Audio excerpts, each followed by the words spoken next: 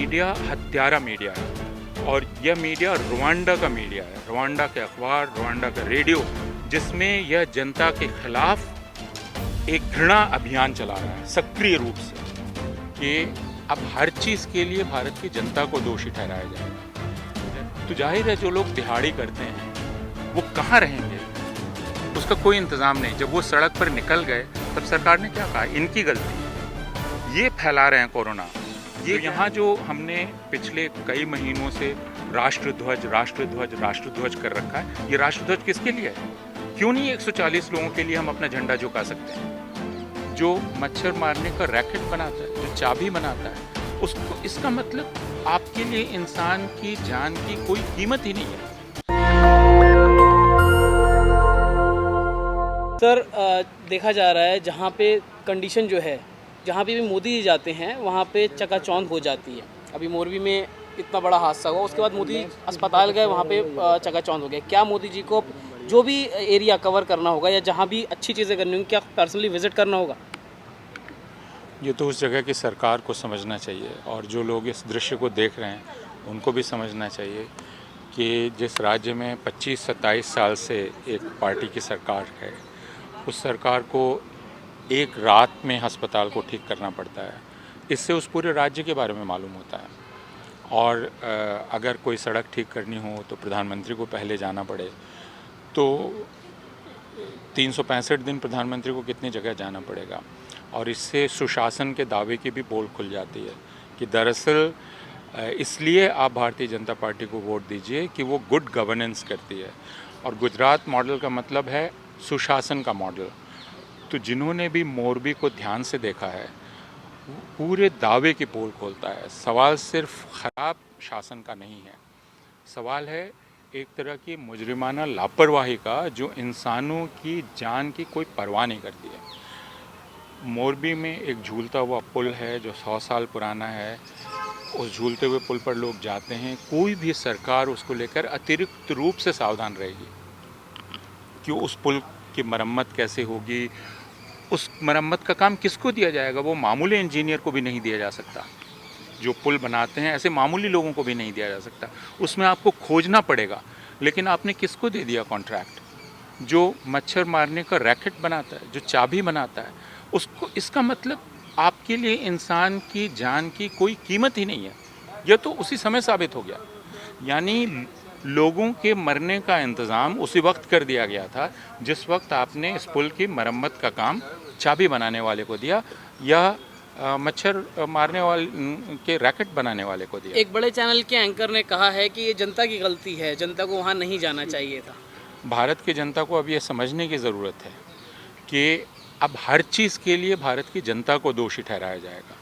जैसे पैंडेमिक में भी, महामारी में भी जब लोग मर रहे थे तो यही करने की कोशिश की गई थी। कहा गया था कि सरकार की कोई गलती नहीं है ना, लोगों की गलती है। लोग बात नहीं। आप ध्यान दीजिए कि जब लॉकडाउन का ऐलान हुआ 4 घंटे में कि नोटिस पर, तो जाहिर है जो लोग दिहाड़ी करते हैं वो कहाँ रहेंगे, उसका कोई इंतज़ाम नहीं। जब वो सड़क पर निकल गए तब सरकार ने क्या कहा, इनकी गलती है, ये फैला रहे हैं कोरोना, ये गैर जिम्मेदार लोग हैं। यानी जो दिहाड़ी मजदूर इस असुरक्षा से निकल पड़ा कि अब उसको खाने को क्या होगा, सरकार ने सर्वोच्च न्यायालय में जाके क्या कहा, कोई सड़क पर नहीं है, जबकि सड़क पर हज़ारों लोग चल रहे थे। उस वक्त हलफनामे पर सरकार ने जाके झूठ बोल दिया।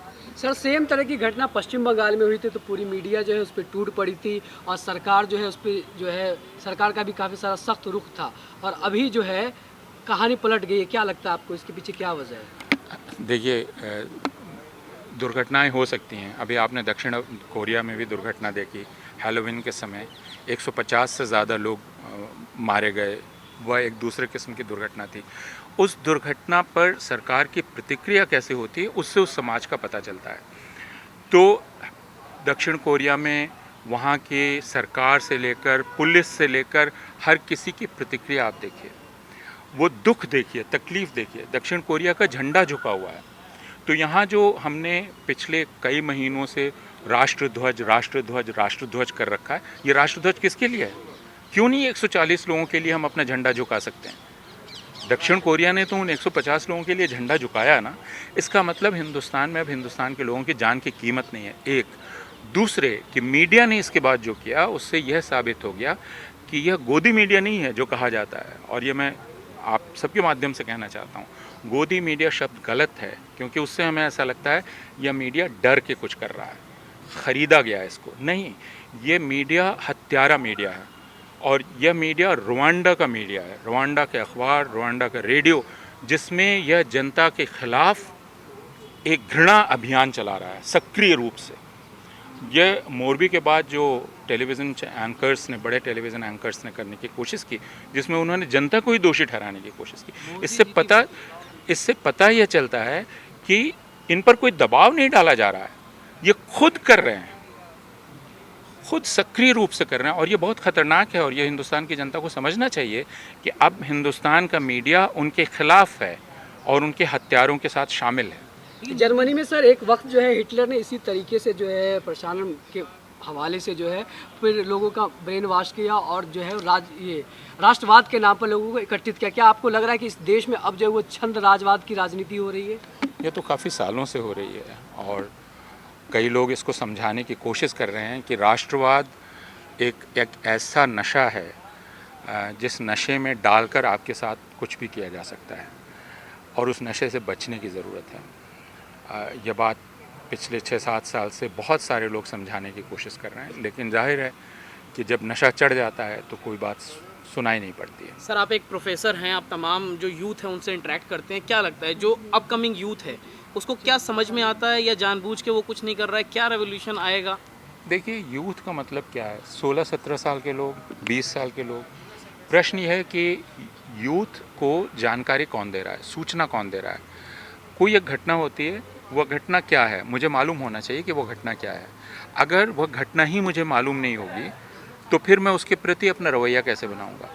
अगर हिंदुस्तान के सारे टेलीविज़न चैनल्स एक झूठा वीडियो चलाने लगें जिसमें वो कहें कि देखिए लोगों ने इसको गिरा दिया, तो जाहिर है कि जो 17 साल, 18 साल, 20 साल का नौजवान है वो यही समझेगा कि उसको गिरा दिया गया। तो कोई भी जब अपना विचार बनाता है, उस विचार को बनाने के पहले बहुत सारी चीज़ें होती हैं।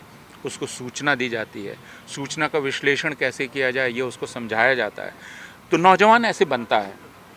लेकिन अगर स्कूल की किताबें ख़राब कर दी जाएं, सारे टेलीविज़न चैनल, अखबार झूठ बोलना तय कर लें, तो फिर नौजवान खुद से सोचेगा कैसे? उसके पास क्या औजार है, मुझे ये बतलाइए। जैसे आप ये बात कर रहे हैं, ये किसी के पास पहुंचेगी, वो इसको देखेगा, सोचना शुरू करेगा। लेकिन अगर आप लगातार कहते रहेंगे कि मोरबी में जो मरे वही दोषी थे, तो फिर उसके सोचने की शुरुआत कैसे होगी?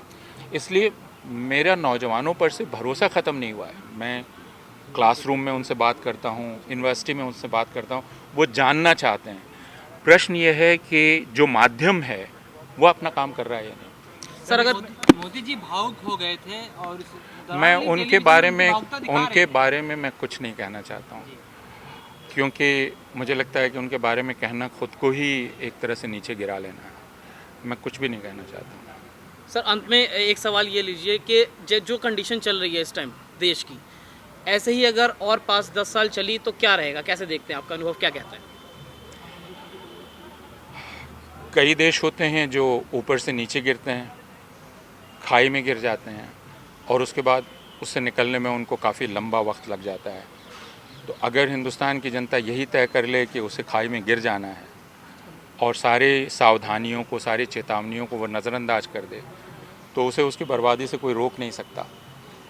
मैं ये मानता हूँ कि अभी भी हमारे पास वक्त है, हम रुक सकते हैं। आप जैसे लोग हैं जो अपने सीमित साधन में आप लोगों को बतलाने की कोशिश कर रहे हैं। इसलिए यह नहीं है कि हिंदुस्तान में सारे स्रोत अभी बंद हो गए हैं, लोग बहुत बहादुरी से लड़ रहे हैं। आपके पास कोई साधन नहीं है, इसके बावजूद आप लोगों तक बात पहुंचाना चाहते हैं। तो जब इतना सारा प्रयास चल रहा है तो मैं अभी उम्मीद हार नहीं रहा हूँ, लेकिन ये सब कुछ निर्भर इस बात पर है कि हिंदुस्तान की जनता सोचना शुरू करेगी या नहीं करेगी।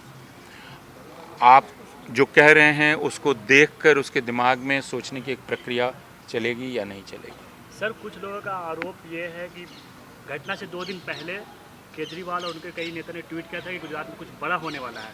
तो वो ये आरोप लगा रहे हैं कि इसमें कहीं ना कहीं केजरीवाल का भी हाथ हो सकता है। आप जानते हैं कि इस तरह के प्रश्न निरर्थक हैं।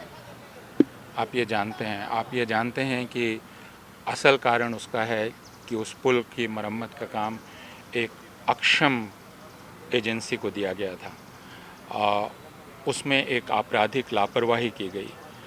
इसलिए ये सारी बातें जो की जा रही हैं वो क्यों की जा रही हैं यह भी आप जानते हैं। इन पर चर्चा करना ही एक तरह से इन सबको वज़न देना है, इस तरह के तर्क को। लेकिन सर जिम्मेदारी कोई नहीं ले रहा है ना, पहले हुआ करता था लोग तो इस्तीफा तक दे देते थे, लेकिन हाँ, तो इससे ये समझना चाहिए कि दरअसल भारतीय जनता पार्टी अपने मतदाताओं को यह कह रही है कि मुझे आपकी कोई परवाह नहीं है, आप मजबूर हैं हमें वोट देने के लिए, हमें आपकी जान की कोई परवाह नहीं है।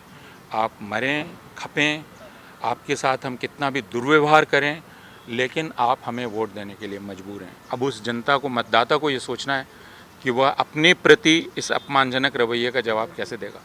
नेशनल दस्तक की आपसे गुजारिश है कि अगर इसको बचाना चाहते हैं तो नेशनल दस्तक को सब्सक्राइब करने के लिए रेड कलर के सब्सक्राइब बटन को दबाएं, फिर बेल आइकन की घंटी दबाएं। नेशनल दस्तक को बचाने के लिए बहुत ज़रूरी है कि हर खबर को शेयर करें, लाइक करें, कमेंट जरूर करें।